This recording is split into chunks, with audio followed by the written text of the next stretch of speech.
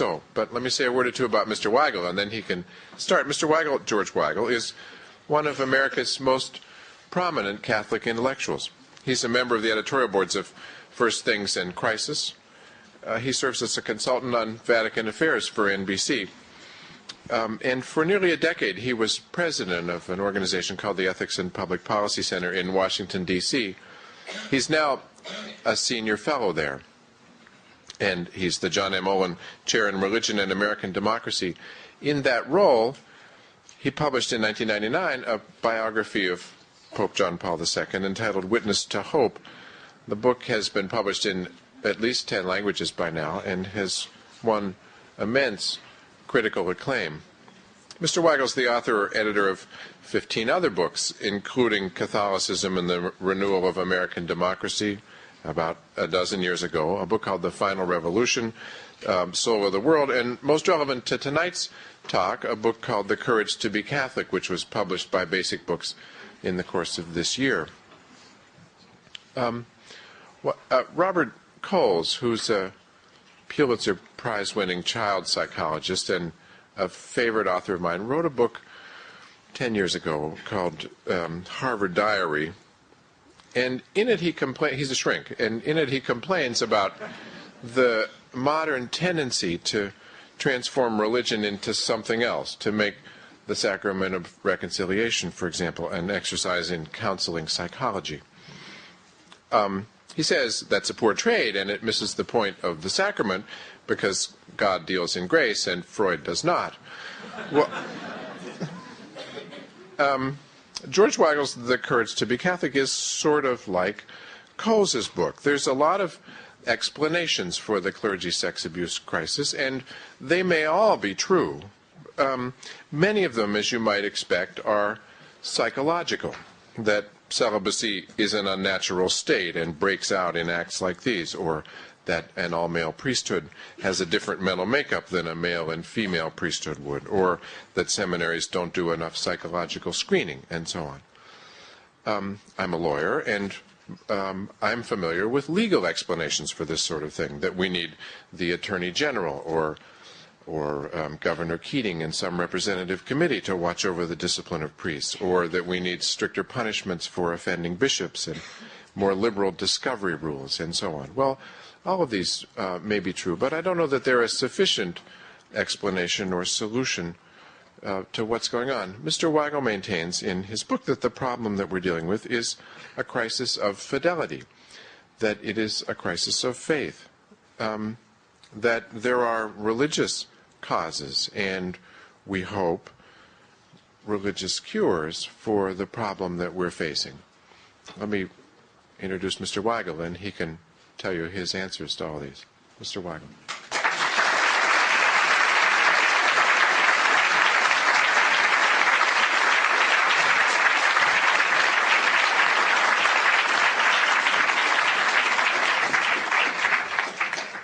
Thank you very much, Professor Garvey. Thank you to all of you for being here. This is a wonderful turnout, and I hope no one's back suffers in consequence of the seating arrangements here.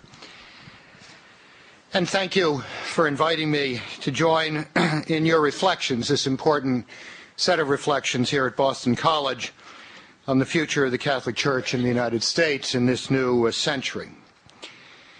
In this 12th month of the long Lent of 2002, it is reasonable to ask ourselves a question of proportion.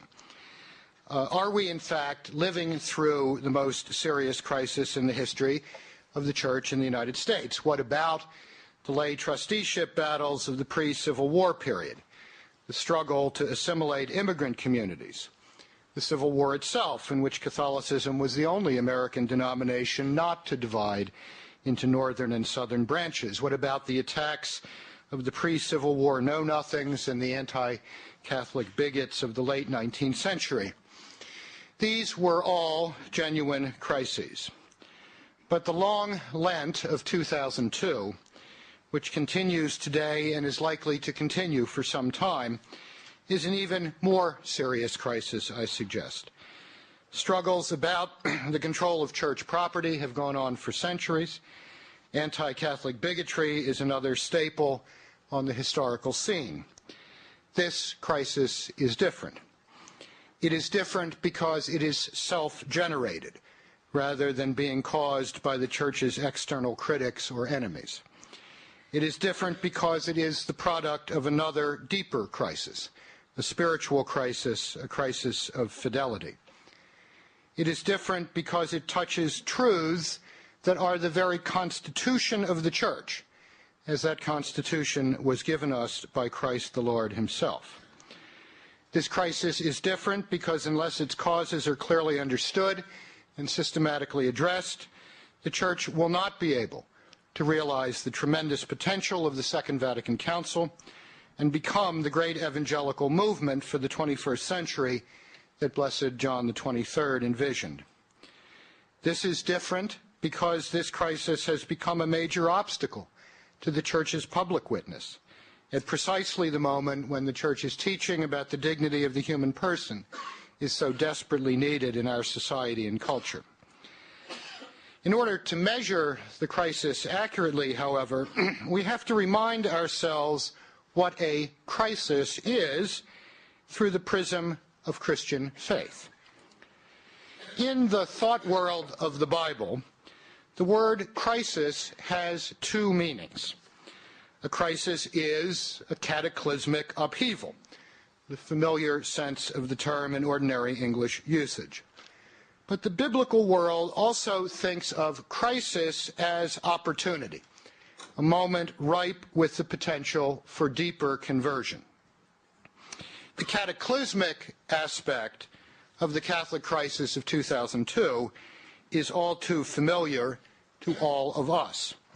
A scandal of clerical sexual misbehavior was transformed into a genuine crisis by a parallel failure of leadership by the bishops of the Church. But what about the opportunity? The opportunity embedded in this crisis, I suggest, is to complete the reform of the Church according to the teaching of the Second Vatican Council, as authoritatively interpreted by the teaching of Pope John Paul II.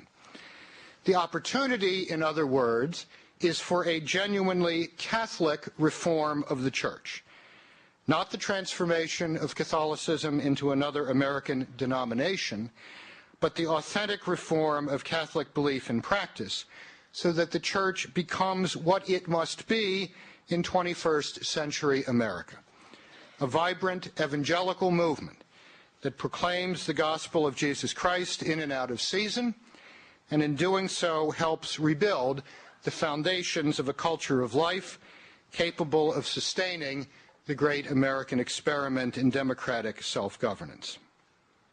At other moments of crisis in Catholic history, cataclysm became opportunity when the Church became more intentionally, thoroughly, indeed radically Catholic.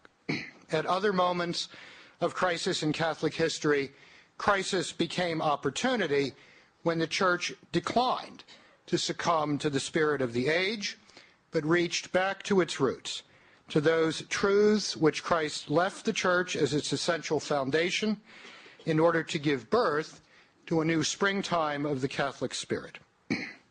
And that, I suggest, is what we are called to do today, to build, with the help of God's grace, a more deeply Catholic Church, not Catholic light, but a thoroughly Catholic Catholicism in which the adventure of orthodoxy, the adventure of fidelity, is recognized for what it truly is, namely the greatest of all human adventures. Let me sketch briefly, then, my understanding of what the crisis is, what the crisis is not, how the crisis happened, and what might be done to achieve a genuinely Catholic reform of the Church in America. First, then, what the crisis is. The crisis is, first of all, a crisis of priestly identity. The scandal of clergy sexual abuse has many dimensions: psychological, legal, even political. But viewed from inside, as Catholics should view it, that is, viewed theologically, The scandal of clerical sexual abuse and misbehavior is rooted in a crisis of priestly identity. Put most simply, a priest who truly believes himself to be what the Catholic Church teaches he is, namely an icon, a living representation of the eternal priesthood of Jesus Christ, simply does not behave as a sexual predator. With children, with young men and teenagers, which seems to be the most prevalent form of contemporary clergy sexual abuse, or with women. The crisis of priestly identity that followed the Second Vatican Council, a crisis whose full dimensions we have no time to explore here tonight, seems to have led to a crisis of priestly discipline, including sexual self-discipline. And that disciplinary crisis is at bottom a theological crisis, a crisis in who the Church's priests understand themselves to be. In the second place, the crisis is one of episcopal leadership. While no one knows with any certainty the extent of clergy sexual abuse, what studies we do have suggest that clerical sexual abusers are something like 1.6 to 2% of all priests, a figure lower than the national average for adult sexual abusers. So why did the revelation of sexual abuse by priests over the past several decades create such a firestorm of anger, not simply among the Church's traditional enemies and critics, who of course wasted little time getting into the fray, but among Catholics themselves? There were several reasons for this anger, it seems to me, an anger which continues today. Catholics were and are angry because Catholics esteem the priesthood and deeply resent its corruption. Catholics were and are angry because many cases of clerical sexual predation involve the sexual abuse of minors. Catholics were and are angry because the most prominent and loathsome of these cases involved the sexual abuse of children. But it is instructive to note that the deepest angers of Catholics these past 12 months have been reserved for bishops. Bishops who seem to have done little or nothing to address the problem of sexual scandal, bishops whose primary efforts seem directed at keeping the scandals out of the public eye, bishops who seemingly did little to reach out to victims. Catholics intuitively understand that strong episcopal leadership is essential in the Church. And Catholics intuitively understand that given bold, even given adequate episcopal leadership, leadership willing to face facts and undertake genuine reforms, a pattern of clerical sexual scandal need not have turned into the greatest crisis in U.S. Catholic history. It became that because of a failure to lead. And that failure was itself the product of a crisis of episcopal identity. The failures of episcopal leadership that turned a significant and urgent problem of clerical sexual abuse into a full-blown crisis touched all three of the bishop's classic roles, that is, as men who are to teach, govern, and sanctify. Too many bishops have manifestly failed to remind their priests and teach their people of some essential truths about the Catholic priesthood and the relationship of that priesthood to celibate chastity. Too many bishops have failed to ensure that those truths were effectively taught in seminaries. Too many bishops have failed to move swiftly and decisively to see that clerical sexual predators are no longer a danger to the Church. Too many bishops have failed to act as pastors to the victims of sexual abuse and as agents of repentance and reconciliation in their local churches. Too many bishops, in a word, have reacted to the multiple problems posed by the meltdown of priestly discipline and the subsequent outbreak of clerical sexual abuse as managers, not as apostles. That, I suggest, is one of the primary reasons why Catholics in the United States have lived virtually all of 2002 in sorrow and in anger.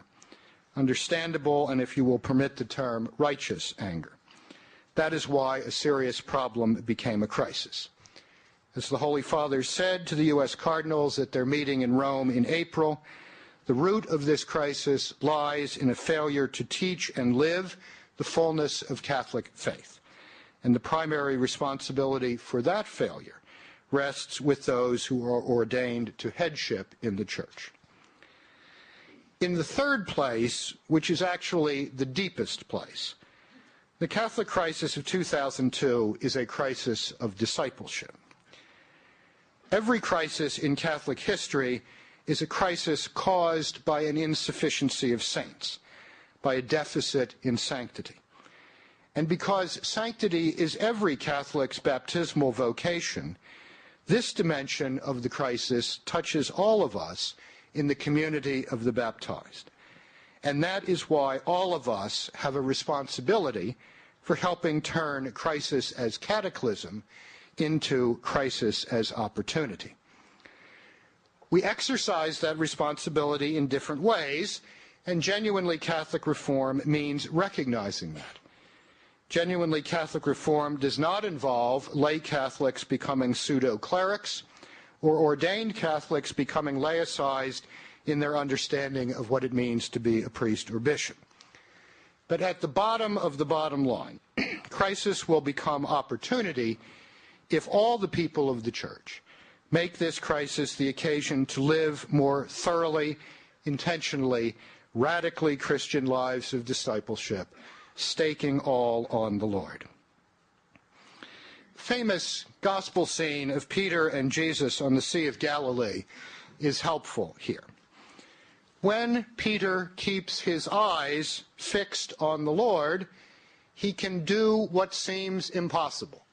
He can walk on water.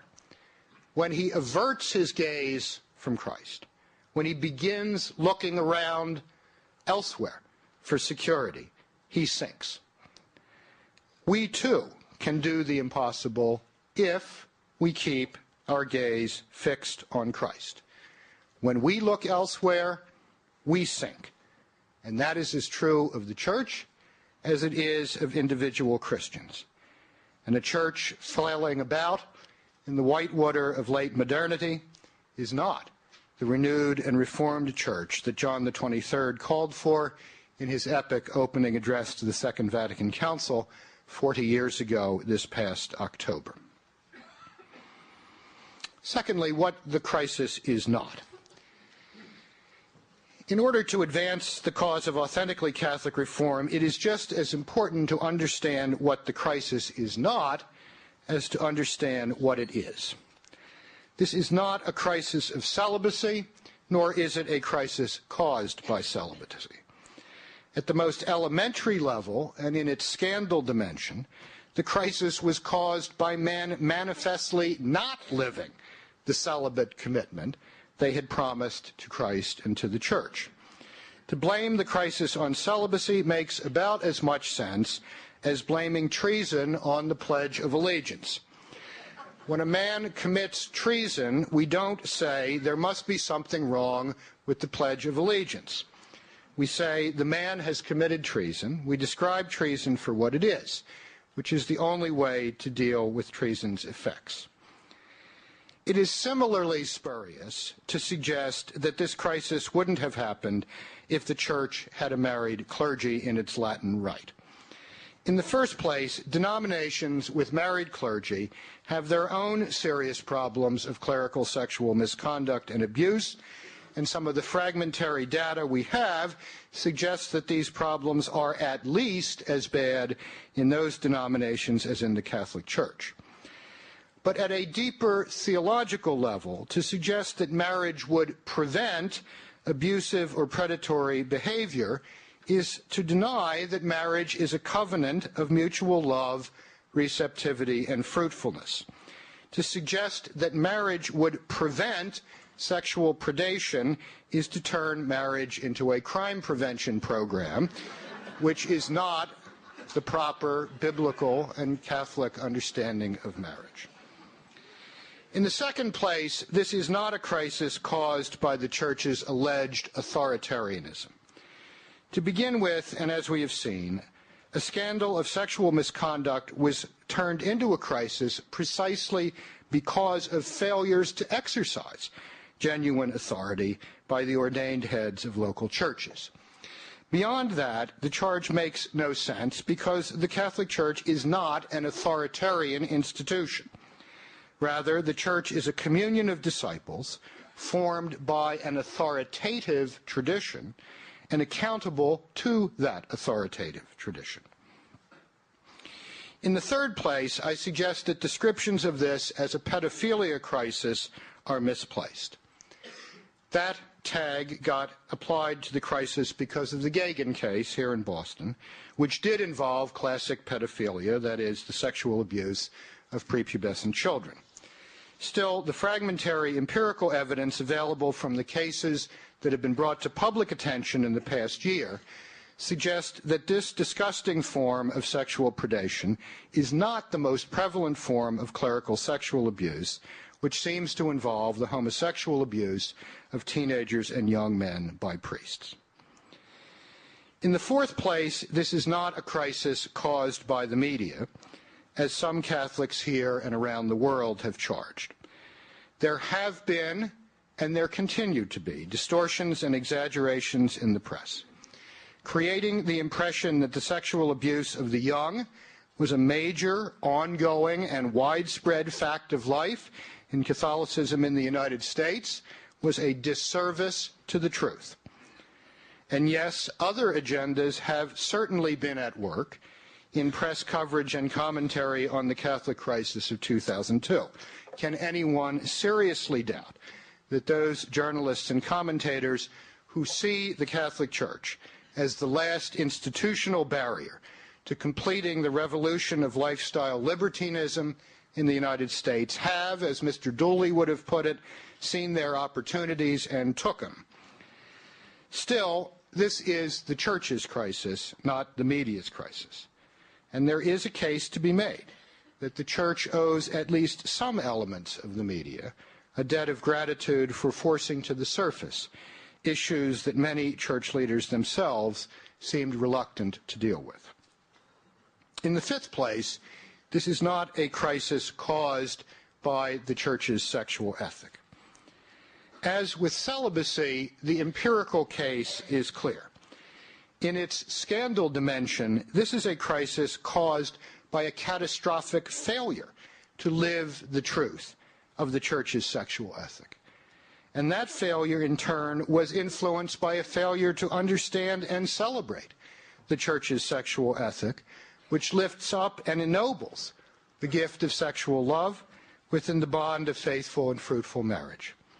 The truth of the matter, brilliantly displayed in Pope John Paul II's theology of the body, is that the Catholic Church has a higher, more deeply humanistic view of human sexuality than the world's represented by Playboy and Cosmopolitan, worlds in which sex has been reduced and traduced into simply another contact sport. And if we take history seriously, can we doubt that the toxic effects of the sexual revolution have themselves played a role in the crisis of clerical sexual misconduct? Permit me to suggest, then, that Catholic universities and colleges, where the Catholic sexual ethic is treated intellectually as a curious medieval artifact, and where the Church's sexual ethic has no discernible place in the ordering of college life, are not Catholic universities and colleges where we can expect adequate analyses of the Catholic crisis of 2002 or adequate prescriptions for genuinely Catholic reform in the 21st century to come. How the crisis happened. The causalities involved in the Catholic crisis of 2002 are obviously complex, involving both institutional and personal factors. Let me suggest, though, that the best way to understand why this happened when it did and how it did is to understand it in terms drawn from environmentalism, to understand this as an ecological crisis, a crisis caused by a deeply damaged Catholic ecology that, like all damaged ecologies, eventually produced mutations and diseases. The damaged ecology of the Church itself has multiple causes, but we can begin to get a grip on at least part of the problem by recognizing that a culture of dissent in the Church, which broke out in earnest in the wake of the 1968 encyclical Humanae Vitae, led to a kind of invisible schism, an invisible rupture in Catholic life, a rupture that was to have profound behavioral consequences. Let me be quite clear and specific about what I mean here. By culture of dissent, I do not mean that normal and healthy questioning and probing of the truths of faith that is the lifeblood of theology. Nor do I mean the struggle all of us experience to be faithful disciples, a struggle that is part of the ongoing dynamics of the Christian life.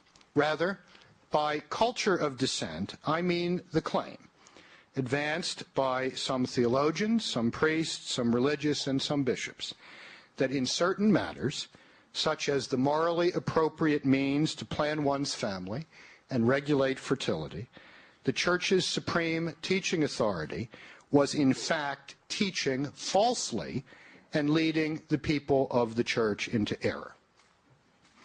It is one thing to say of a matter of doctrine or moral teaching, I don't understand. Perhaps the teaching authority of the Church can make this clearer. Perhaps we need to think about this truth in a more refined way. Perhaps the pastoral implications of this truth need to be more carefully explored. It is something else entirely to say the teaching authority is teaching falsehoods and leading the Church into error. To say that is to make more than an intellectual judgment. To say that is to declare oneself out of full communion with the Church, to put oneself into invisible schism. And that, as we have come to see, has all sorts of consequences. In many American faculties of theology and seminaries after the Humanae Vitae controversy, and then again after the 1994 apostolic letter Ordinatio Sacerdotalis, men learned to lead lives of intellectual and spiritual self-deception. As most bishops were not prepared to ordain men who were public dissidents, candidates for the priesthood and the bishops who ordained them learned to lead a form of double life, overtly accepting teachings on conjugal morality, on sexual morality in general, on the possible ordination of women to the ministerial priesthood, that they did not, in fact, accept and had no intention of teaching, defending, or promoting in pastoral life. This self-deception has had enormous consequences. Bishops, unwilling to enforce theological discipline, came to think of themselves as discussion group moderators, whose primary task was to keep everyone in play and reasonably happy. And we have seen the results of that. Some priests' consciences became deadened, as intellectual self-deception helped prepare the ground for behavioral self-deception. And we have seen the results of that. Lay Catholics, and indeed some priests and bishops, came to think of Catholic truth as a kind of smorgasbord from which one could pick and choose as tastes dictated. The net result of all this was that the ecology of the Church was damaged severely, as Catholic light displaced classic Catholicism, and the Church got uncomfortably comfortable, or so we thought, living with the reality of invisible schism, of fractured communion. That is not all that happened in the years after the Second Vatican Council to create the current crisis of clerical sexual abuse and episcopal leadership in the Catholic Church in the United States. Clerical predators and malfeasant bishops are men who make choices for which they, not the times, are responsible. Certain aspects of clerical culture within the presbyterate, within the episcopate, in relations between priests and bishops, and in relations between bishops and Rome, played important roles in the breakdown of clerical discipline and the failure of episcopal governance. All of that can be fully granted. And yet, if, thinking theologically, we take Vatican II's turn to history seriously, it must become clear that the culture of dissent is a large part of what happened. Historically knowledgeable and realistic people can understand that clerical sexual corruption has been and always will be a problem in the Church. But there is no explaining the breadth of the corruption that was brought to public attention in the first half of 2002, or the lack of effective governance from some bishops in responding to it, without taking full account of the invisible schism that the culture of dissent created in the Catholic Church in the United States. To be sure, that schism first took place privately, inside the minds and souls of many clergy and some bishops. What has now been made unmistakably clear are the schism's grave institutional effects. Ideas have consequences. Dissent is a matter of ideas. Dissent and institutional acquiescence to dissent have had terrible consequences for the people of the Church and for the Church's public reputation. So, what is to be done? In my book, The Courage to be Catholic, I lay out a comprehensive agenda for reform involving seminary recruitment, seminary formation and theological education, priestly lifestyle and continuing education, and the selection and disciplining of bishops. Here, let me focus on 2 points. The first is seminary reform. Some of this has begun in the past 15 years and with good results. That reform process must now be completed.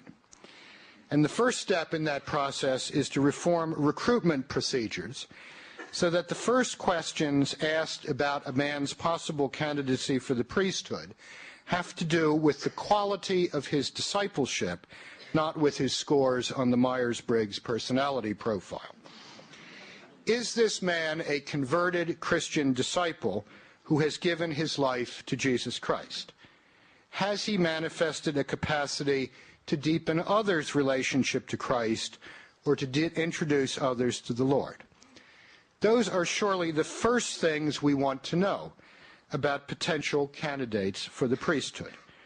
And getting those questions back into first place means confronting the degree to which vocation work in the United States has become dominated by psychological and therapeutic rather than theological and biblical categories in the past several decades.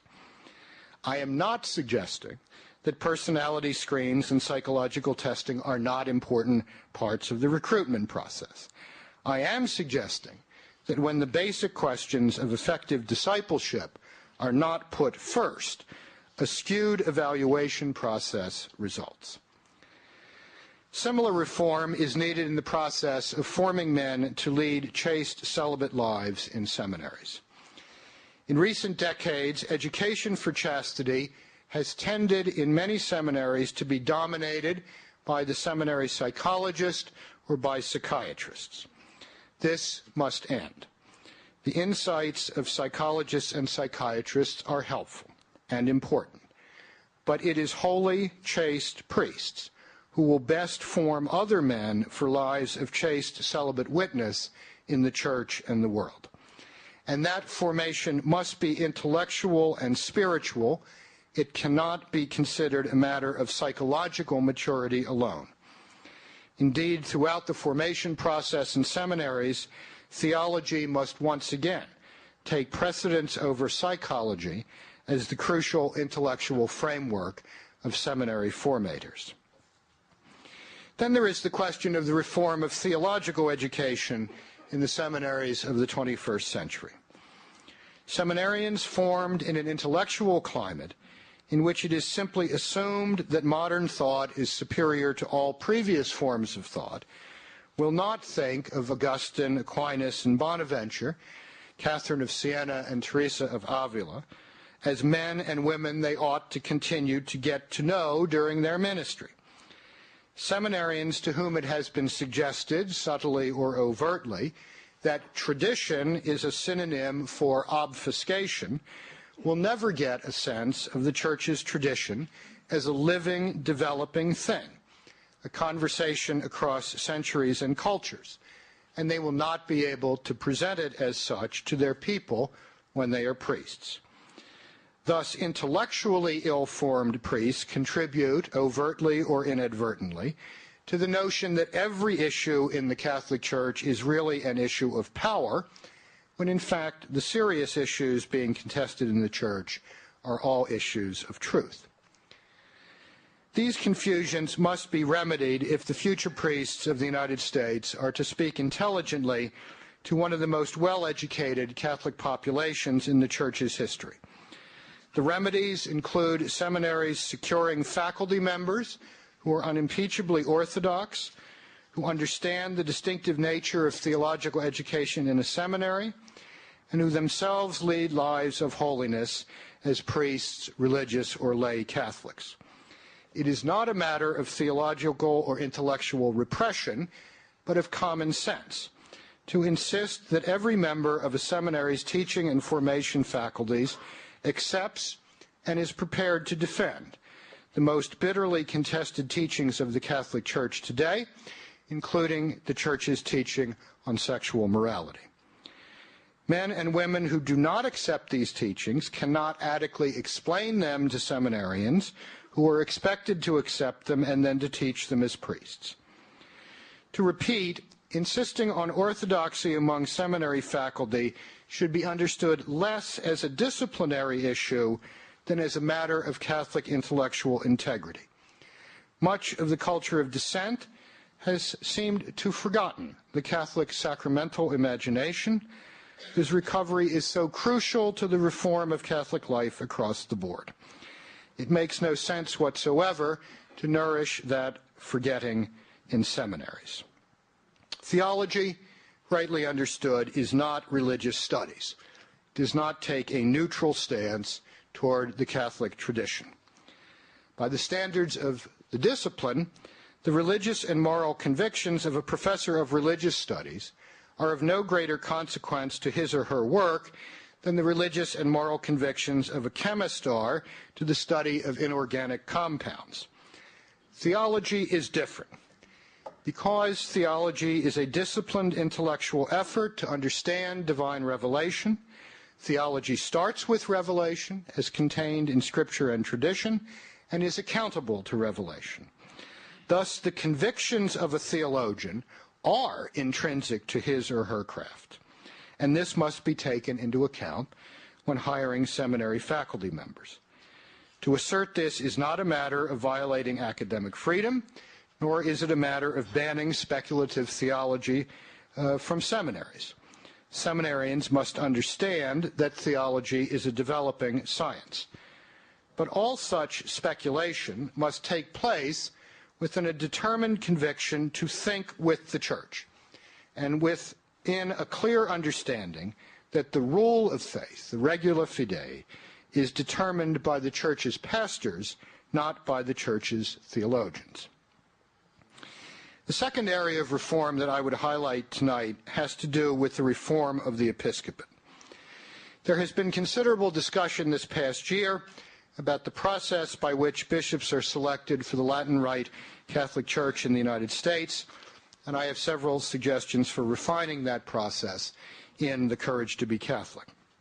But here, let me focus on what I consider the more urgent question, which is the question of criteria.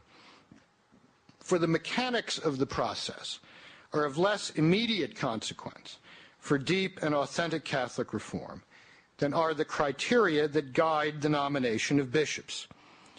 The current criteria are obvious from the form letter that the nuncio, the Vatican's representative in the United States, sends to those asked to comment on a prospective candidate, in which questions are asked about a priest's character, his fidelity to the Church's teaching, his spiritual life, his habits, and so forth. All of this is unexceptionable, but it is also insufficient. The criteria must be expanded and sharpened so that the selection process takes better account of the cultural climate faced by any man who would teach, govern, and sanctify as a Catholic bishop in the United States in the 21st century. That climate is saturated with fears about being considered intolerant or insensitive, labels readily attached to anyone asserting moral truths that cut across the grain of freedom misunderstood as license. Moreover, ours is a culture deeply influenced by bureaucratic models of governance, which affect everything from the local scout troop and parish council to General Motors, the United Auto Workers, and the Pentagon. It is, in sum, an atmosphere in which it is very easy for a bishop to think of himself as a mitred referee, an Episcopal discussion group moderator whose primary responsibility is to keep the dialogue going and everyone within it reasonably content. This is not a model of episcopacy that would have made sense to Ambrose or Augustine, Athanasius or John Chrysostom, Francis de Sales or Charles Borromeo. It is also a model of episcopacy that is wholly inadequate to the deep reform of the Catholic Church according to the mind of the Second Vatican Council. That reform is going to require more bishops of vision, determination, and grit, willing to challenge the flexity of our culture and the effects of that softness on the life of the Church, which have been made all too painfully evident in the crisis of 2002. The object of the selection process, in other words, is to find apostles, men with the convictions necessary to undergird their own courage to be Catholic and the evangelical fire to inspire that courage in others. With that goal in mind, the following should be added to the standard list of questions asked of knowledgeable people about a prospective candidate for the office of bishop. In his life and ministry, does this priest manifest a personal conversion to Jesus Christ and a deliberate choice to abandon everything to follow Christ? Does this priest teach the gospel with conviction and clarity? Can he make the Church's proposal to those who do not believe? With charity, can he instruct and, if necessary, admonish Catholics who have embraced teachings contrary to the gospel and the teaching authority of the Church? Has this priest ever been a pastor? Did the parish grow under his leadership? If his primary work has been as a professor in a seminary, did his students flourish under his tutelage? How does this priest celebrate Mass in concrete and specific terms? Does his liturgical ministry lead his people into a deeper experience of the paschal mystery of Jesus Christ, crucified and risen? How many men have entered the seminary because of this priest's influence? How many women have entered consecrated religious life because of his influence? Does he encourage lay movements of Catholic renewal, and does he encourage the development of popular piety? In sum, is he a man who can call others to holiness because he manifests holiness in his own life? Does this priest have the strength of character and personality to make decisions that will be unpopular with other priests and religious because those decisions are faithful to the Church's teaching and liturgical practice? Is this priest well-read theologically? Does he regard theology as an important part of his vocation? Can he translate the best of the Church's theology, ancient and contemporary, into an idiom accessible to his people? Answers to these questions will help the responsible authorities of the Church determine whether a candidate is a man of conviction and courage. Acknowledging that these are among the important questions to ask will demonstrate that the responsible authorities of the Church recognize the kinds of demands placed on a man who is a 21st century Catholic bishop in the United States. A man who must have the courage to be countercultural, but in ways that call the Church and the culture to conversion. The task is not to find men who will lead us into the catacombs.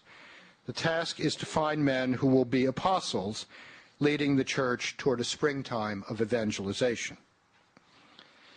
Beyond these questions of criteria for the selection of bishops, I suggest that the past year has made clear as well the necessity of critically evaluating the structure and function of the Bishops' National Conference, which was unable to deal with the scandal of sexual abuse effectively in the 1990s, and whose actions this past year have not been without some serious problems.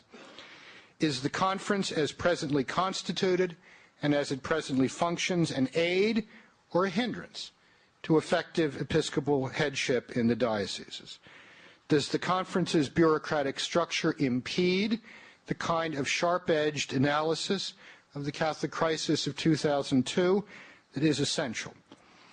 The norms passed at the bishops' meeting in Washington last month, norms which should have been adopted a decade ago, have given the bishops the instruments to deal with the most noxious weeds in the Catholic garden.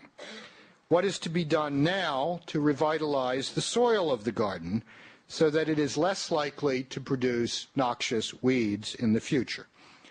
And is the present conference structure and process capable of addressing that question?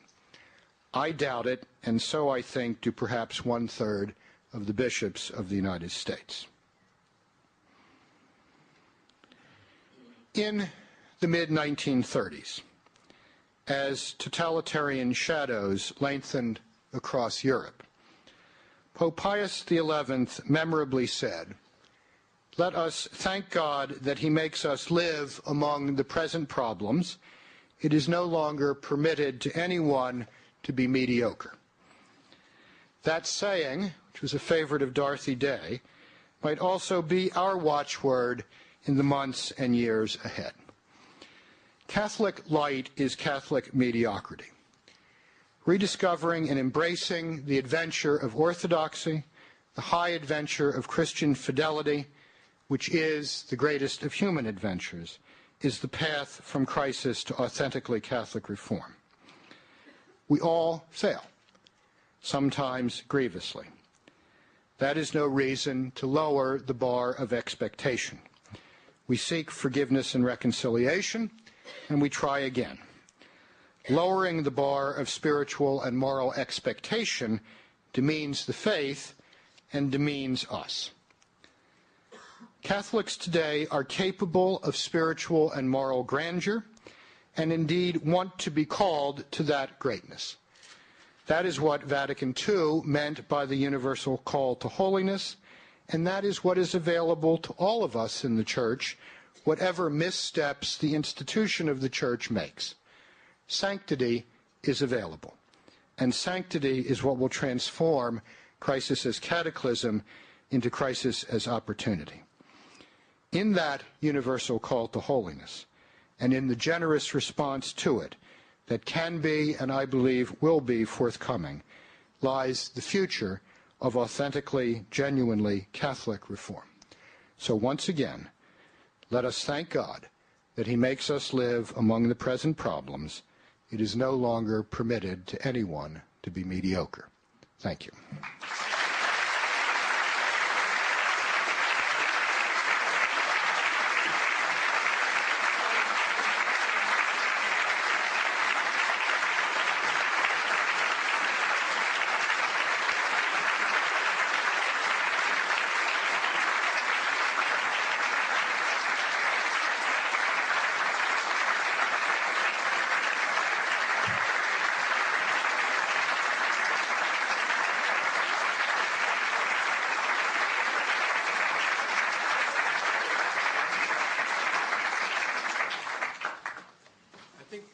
I think we have time for 20 minutes of questions here, and then I wonder if there are books on sale in the library. I wonder if, in the lobby, rather. I wonder if Mr. Weigel would be willing to sign them.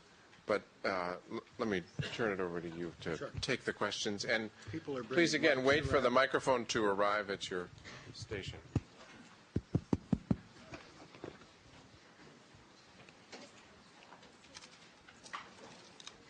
Thanks. Is it on? I haven't got a chance to read your book, and I apologize if this was in your book. I'm interested in... remedy that deficiency later. Absolutely, right. Checkbooks Take out. care of your Christmas shopping while you're One for every stocking.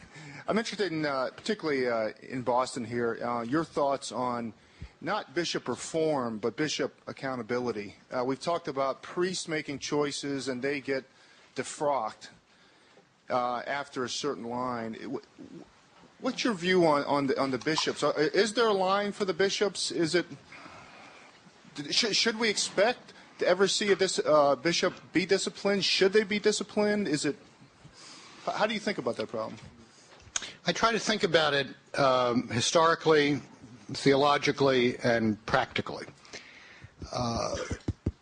200 years ago, just after the initial afterburn of the French Revolution, late days of Pope Pius VII, the Holy See, there were then some approximately 700 dioceses in the world.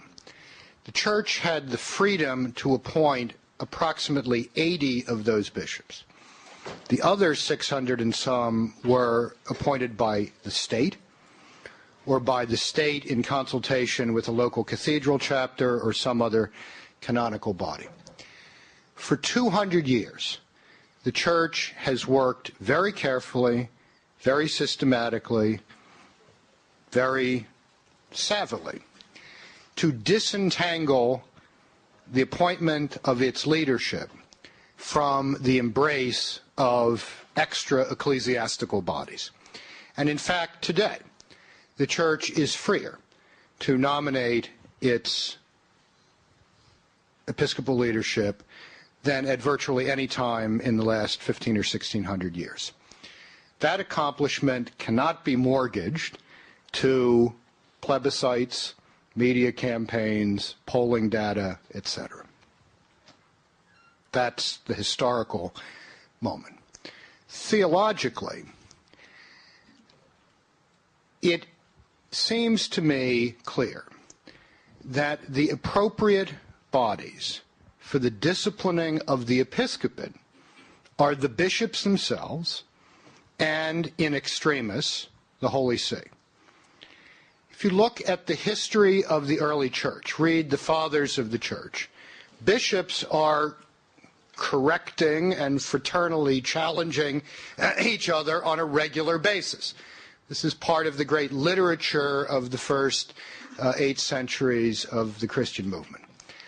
Somehow, one of the unhappy effects of the bureaucratization, this intense bureaucratization of Catholic life over the past 35 years, is that this pattern of fraternal challenge and correction has dramatically broken down. It is certainly broken down among bishops. It has broken down to a lesser extent, although to a serious extent, among priests, where it also must be revived. So the first court of redress for these problems, I think, has to be the Episcopal College itself, either in its provincial form, its national form, or ultimately its international universal form.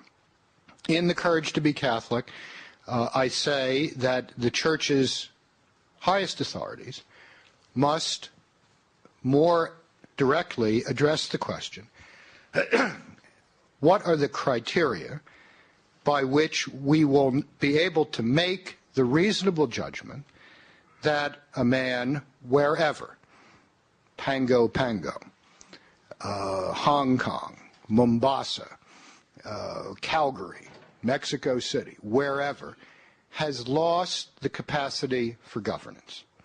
What are the criteria that will allow us to make that judgment and to make the appropriate alteration at that point? But I think we have to keep all of these factors involved. When Governor Keating said quite inappropriately this summer that his group would be keeping a scorecard and determining this lay panel who is kosher and who isn't, I had to say, and others had to say, I'm sorry, this is not the Presbyterian Church. This is the Catholic Church. And in the Catholic Church, that's not the way we deal with these kinds of problems. But that there are problems and that they have to be addressed in a careful, theologically careful way that protects the achievement of the Church for the past 200 years in achieving this really unique period of freedom to order our, to have the freedom to order your own internal life means you take the responsibility to do it well. So you can't blame it on the king anymore. Okay? So I think those are some thoughts I would have on that. Yeah, let's, this gentleman here, get a mic and then we'll get, maybe a few, would you like to come over to this side and that'll encourage the left wing here to get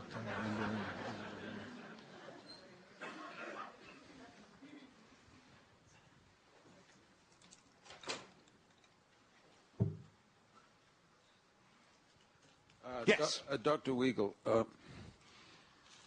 the latest issue of the New York Review of Books carries a very devastating review of your latest book, Courage to be Catholic, by Gary Wills, in which he attempts to demolish your arguments point by point.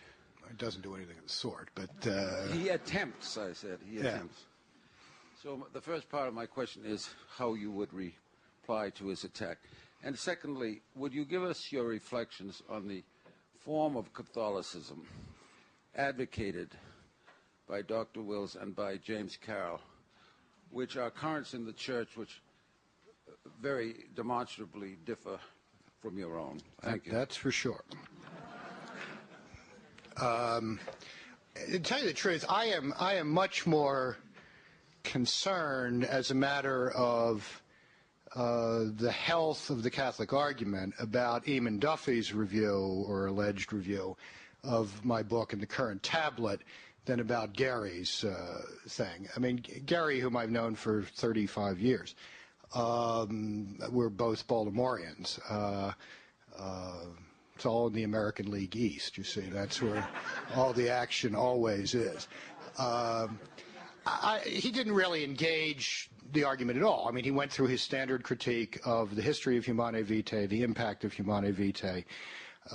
We know, I assume he repeated, perhaps from this very podium, his rather minimalist understanding of the role of the office of Peter in the Church, et cetera, et cetera. I mean, these are obvious points of disagreement. Both with Gary and with Eamon Duffy, who I think is a more serious student of the history of these matters, what most disturbs me, and it's not, well, we could throw in Scott Appleby in America and perhaps the editors of Commonweal while we're assembling my personal rogues gallery. What really bothered, I am used to personal nastiness. I mean, it's an unfortunate part of intellectual life and being a public figure. I don't like it, but, you know, the scar tissue has built up sufficiently that I don't fret about it. What really disturbs me about the response of the past several weeks in these various journals is the absolute failure to offer an alternative account of this crisis. I have at least put out a proposal. It's a complicated one. It's far more complicated than Professor Duffy acknowledges in the tablet. But I freely say in the book, this is one possible interpretation of this. If others have a comprehensive account of how this happened, when it did, and how it did, I would like to hear it. I think that is part of the responsibility of those who wish to say, no, George, you've got it wrong. Maybe I have. Perhaps I do. I don't think so. But I won't know, and no one else will know, unless an alternative account is offered. And that is a serious, it seems to me, defect of responsibility. And I think it has something to do with a profound disinclination to look at what I described this evening as this ecological problem. That this can be understood in many ways. This is one, I think, very illuminating way to look at it. Institutions have ecologies, as well as ecosystems. And the absolute disinclination to say, what have these problems of the past 35 years done to the Catholic ecology, such that these problems manifested themselves with this intensity at this point in history, and the failure to respond to them took the patterns that it did. This deeply, deeply troubles me, because it suggests we're not having a real conversation about this. So I would like to urge Gary, Jim Carroll, Eamon Duffy, Scott Appleby, whomever, please give us an alternative account. Give us something that we can have a real conversation about.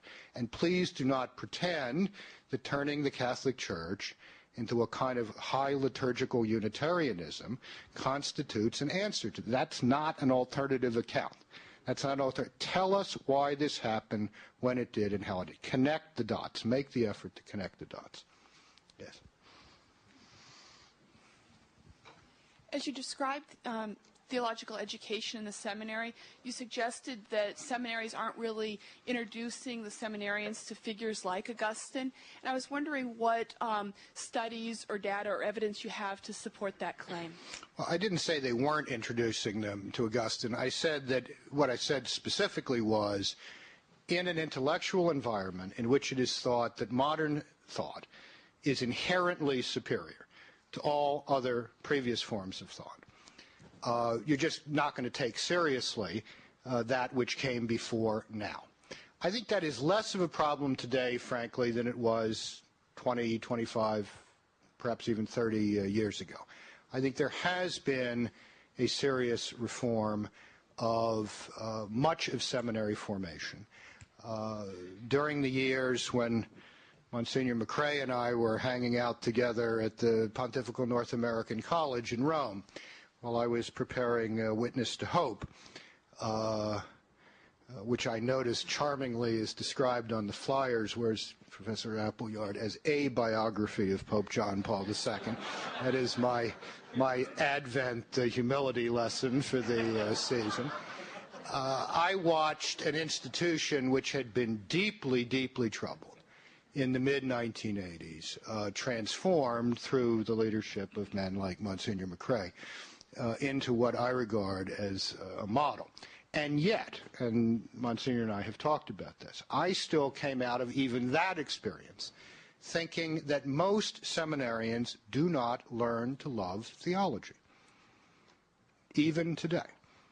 I think it's the rare new ordinand today who thinks of theology as his intellectual discipline, which has a literature with which he must remain current, in the way that, you know, my brother the doctor or my daughter the medical student think about medicine, biology, biochemistry, etc., as this is part of my life until the end, and I have to stay in touch with this.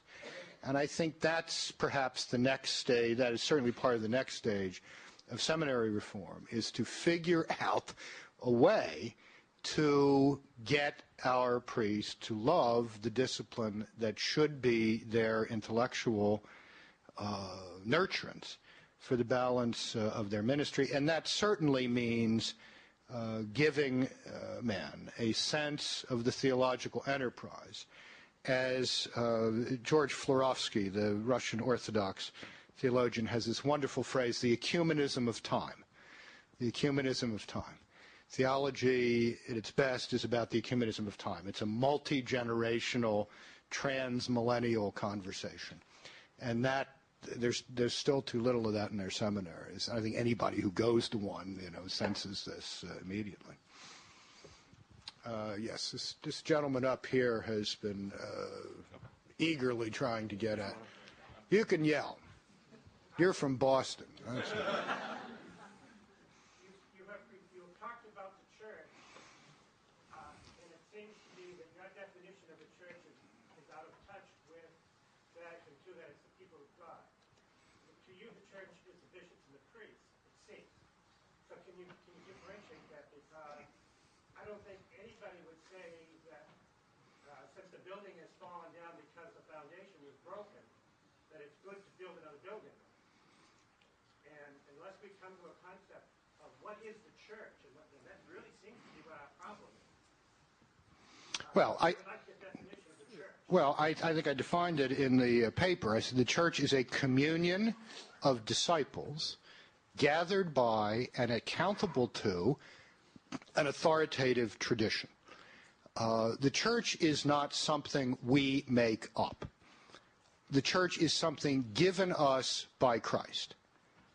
We don't make up the church. Christ gives us the church in its essential constitution of truths and a few basic institutions, sacraments, ministerial priesthood and episcopate, etc.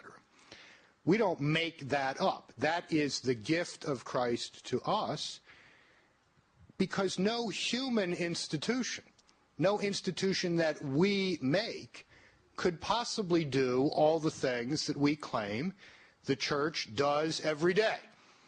Baptizes people into the Lord, forgives sins, celebrates the Eucharist of the body and blood of Christ. That can happen in the church which we compose, because the church, in the final analysis, is Christ's. It's not ours. I mean, Paul takes 16 chapters to try to explain this to the Romans, and it seems to me pretty foundational stuff. The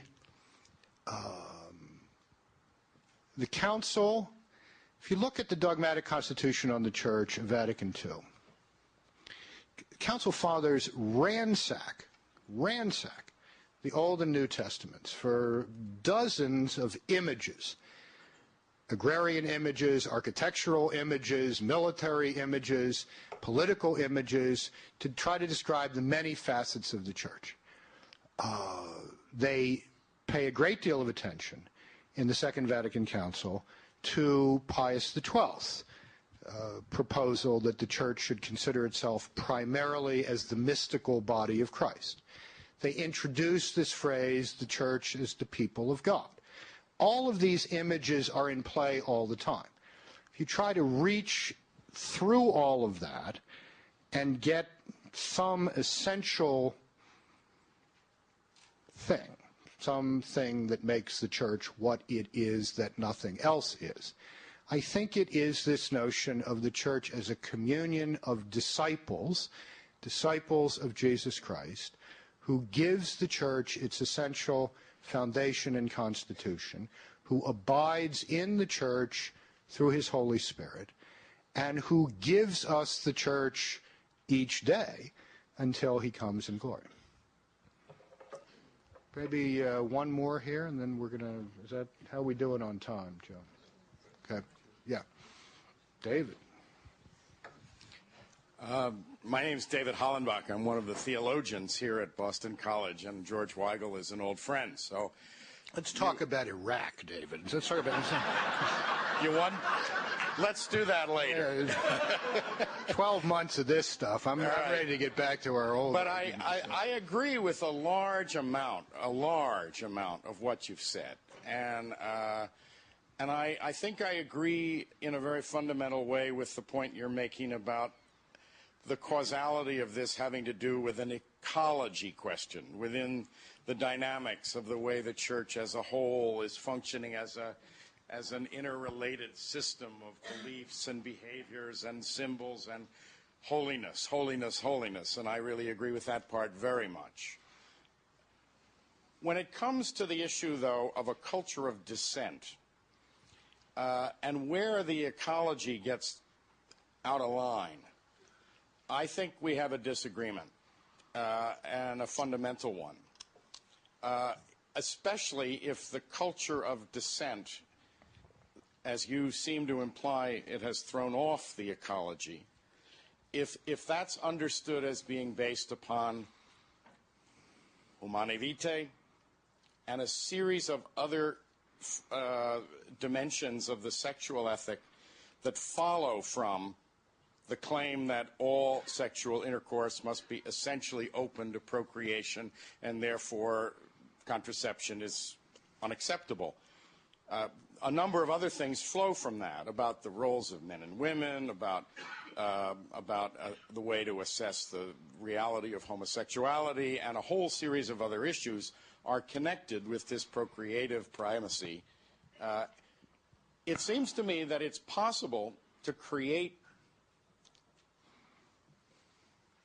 a foul-up in the ecology if the teaching on those issues itself is wrong.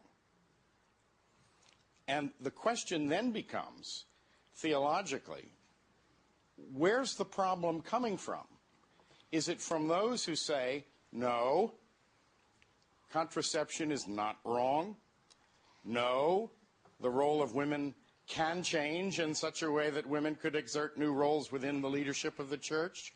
No, there are certain aspects of persons who are constitutionally homosexual that demand a different kind of respect than they've been getting. If that's called if those no's are part of the culture of dissent, I would argue that's not what's screwing up the ecology. It's rather the positions against which those no's are being raised that is throwing off the ecology, and that those are the issues that need to be changed. I'm agreeing with you on a large part of what you've said, but it goes to the central issue about where is the dynamic problem originating and where is it not originating. Well, obviously we're not going to sort this out in 2 minutes, so we will have to, let me know the next time you're in Washington. We will, as usual, buy the scotch wholesale and go at it. I think this really is worth exploring. I think this is very much worth exploring because it is the central ecclesiological issue that I'm trying to get at here. I am trying, among other things, to take the Council's turn to history very seriously, and therefore the question of what in this history of the past, let's say, 35 years accounts for the problems that are now manifest is a very, very important one. It seems to me that one would want to begin theologically thinking about these problems through this concept of communion. And what does it mean to be in full communion with the Church? Now, the Catholic Church has, in fact, in its ecumenical thinking, a rather elastic view of what constitutes the una sancta, the one Church of Christ, which the Council says subsists in the Catholic Church but is not identical to the borders of the Catholic Church. Okay, so what does that mean? That means, well, all our Baptist friends are, in some sense, part of the one Church of Christ and therefore are in communion with us, but in a defective way. And that communion is deficient. It's not a full communion, and in fact, the whole ecumenical jargon now is how do we reestablish full ecclesial communion. My suggestion is that when it is said, as you, I think, courageously said, I mean, you're not pulling any punches here, the supreme teaching authority is manifestly teaching falsehoods in its own name, then that's a very, very serious ecclesiological problem, because I think traditionally it has been understood that those who would say that have themselves fractured their communion with the center of the Church's unity, which is that teaching authority. So this is we're into very, very deep waters here. Now, let me say this just in terms of a substantive question. I am one of the things that has most struck me in an endless series of runnings around the campuses over the past 3 years, in the wake of Witness to Hope and now this business, is the degree to which on many, many campuses where the Church's sexual ethic was once simply dismissed as idiocy of the first order. There is a great openness to looking at this through the prism of JP2's theology of the body. There is a recognition of the enormous damage done to human lives, primarily to the lives of the parents of today's students, by the libertinism of the sexual revolution. I think there is a whole new openness to the Church's proposal in these matters if it is framed in the deeply humanistic way that the Holy Father has framed it in the theology of the body. And I think it is a shame that discussion of that material tends to be limited to little enclaves intellectually around the Catholic world and does not seem to be present in other theological faculties to the degree to which in my judgment, it ought to be. So, no, I think this is one of the nubs of the ecclesiological problem, the ecclesiological dimension of this problem, and I thank you for identifying that, and we will have to have at it. Good. I think we're going to have to roll here. Thank you all very much for coming.